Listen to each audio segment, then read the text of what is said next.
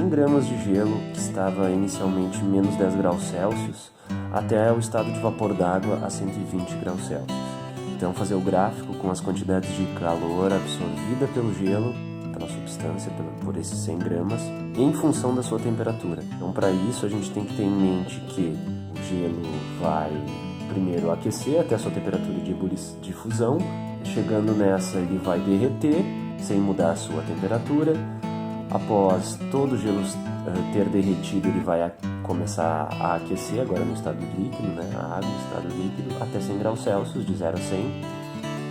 Chegando a 100, na sua temperatura de ebulição vai vaporizar, né? Vai ebulir, supondo que a gente consiga manter esse vapor d'água num recipiente continuando a aquecê-lo, ele vai aumentar a sua temperatura até 120 graus Celsius. Eu preciso saber qual a quantidade de calor foi absorvida em cada etapa desse processo e depois construir o gráfico, certo? Então, para isso eu já tenho aqui os dados, né, necessários, que são o calor específico de gelo, de água e do vapor d'água, né? Isso se refere às quantidades, vai me ser útil para calcular a quantidade de calor absorvida para variar a temperatura, que eu chamo de calor sensível. E aqui as duas mudanças de estado de agregação da matéria: a fusão do gelo, consome 80 calorias a cada grama, e a ebulição, que consome 540 calorias por grama, né? Então, o calor sensível a gente calcula basicamente pela expressão mc vezes ΔT. E o calor latente, a quantidade de calor latente é a massa vezes o calor latente daquela mudança de estado. As 5 quantidades de calor que a gente precisa calcular antes de construir o gráfico: calor sensível, gelo de menos 10 a 0, calor latente para ele derreter, calor sensível da água, calor latente de ebulição da água e, finalmente, calor sensível do vapor da água para ir de 100 a 120 graus Celsius. Tá? Então, é um trabalho que a gente precisa fazer. Então, vamos lá, calcular Q1. Q1 vai ser a quantidade de calor sensível que o gelo absorve para ir de menos 10 a 0 graus Celsius. É massa vezes C vezes ΔT. Tudo se referindo ao gelo. Então, a massa vai ser 100 gramas, calor específico 0,5 calorias por grau Celsius, a unidade já é coerente, né, nas unidades, vezes a variação de temperatura. Para ir de menos 10 a 0 graus Celsius, é uma variação de 10 graus Celsius positiva. 500 calorias utilizadas nesse primeiro processo de aquecimento do gelo. Quantidade de calor 2 é a quantidade de calor latente que o gelo precisa para derreter. Supondo que ele já esteja agora a 0 graus Celsius, né? Então, o calor que ele absorve é utilizado para modificar o estado de agregação das suas moléculas. Então, eu uso a quantidade de calor latente aqui embaixo, massa vezes latente de fusão. Então, a massa será constante durante esse processo, não se perde nada de matéria, vezes 80. Isso dá 8.000.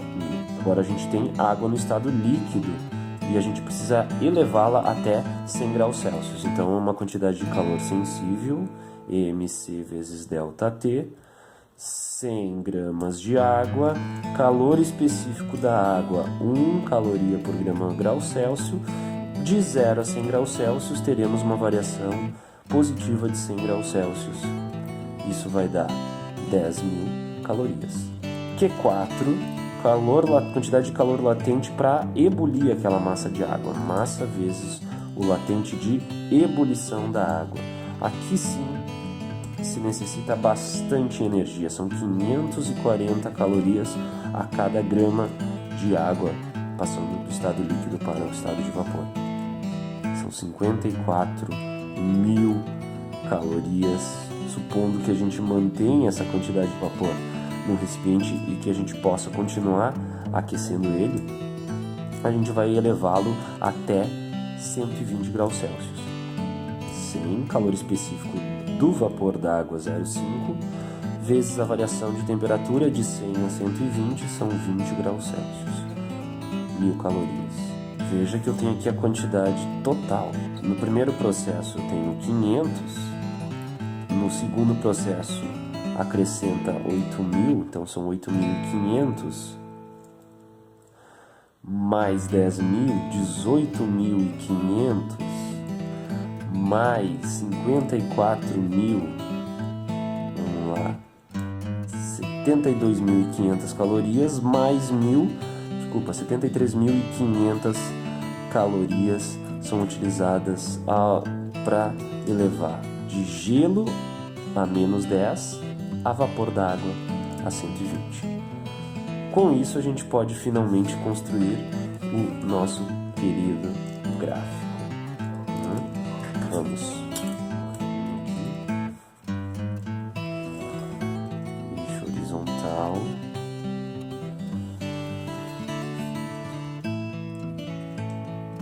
Aqui eu vou colocar a temperatura na unidade graus Celsius. Aqui eu vou colocar a quantidade de calor absorvida em calorias, tá? Então começa no zero, né? Não absorveu nada ainda, o meu primeiro ponto, e a temperatura era -10. Tá? Então a primeira quantidade de energia absorvida aqui foi de 500 calorias. E vai chegar até 73.500, né? Que vai ser o final aqui. 73.500 calorias. Absorve 500 calorias no primeiro processo.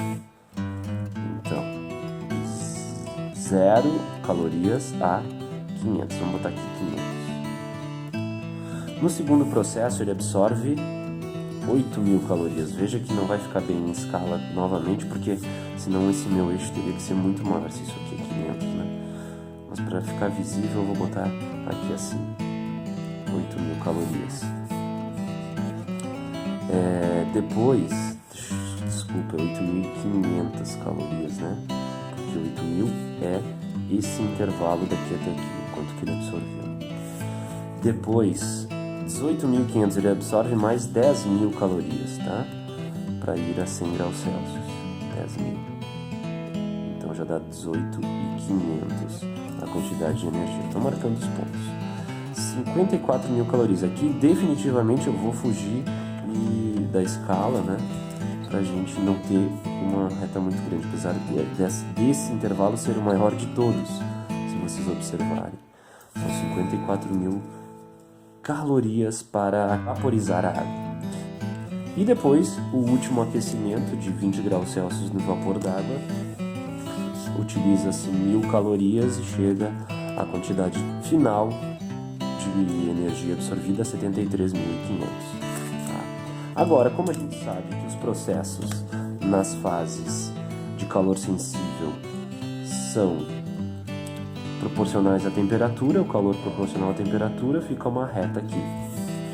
Onde há mudança de estado de agregação, não tem mudança de temperatura. O próximo ponto vai ser na temperatura de 100 graus Celsius, a água sendo elevada, então vamos fazer aqui uma referência, né?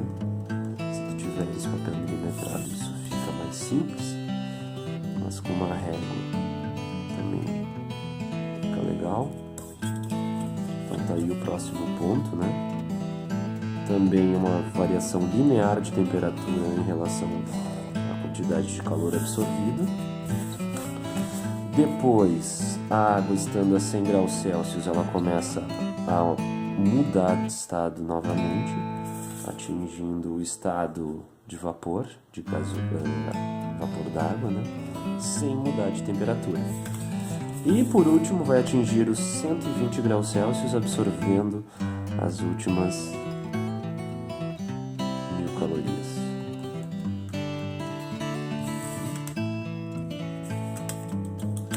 Esse ponto para acabar o nosso gráfico.